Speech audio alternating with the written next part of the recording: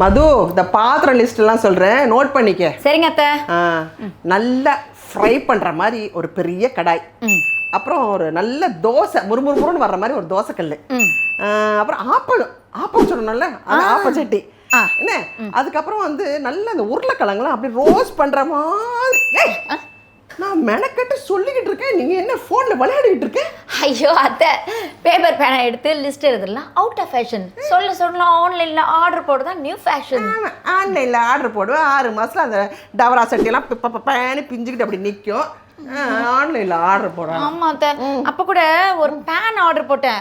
அது கூட வறுக்கலான்னு பார்த்தா அந்த கருப்பெல்லாம் சேர்ந்து ஒட்டிட்டே வருது. இப்ப என்ன பண்றது? அப்புறம் ஆன்லைன்ல போட்டா அப்படித்தான் இருக்கும். பச்சை பசேன்னு காய்கறி வாங்கி சமைக்கிறதுல மட்டும் ஆரோக்கியம் இல்லை, அது எந்த பாத்திரத்துல சமைக்கிறதுல ஆரோக்கியமே இருக்குது. திருப்பி நம்ம அந்த காலத்துக்கே போறோம்.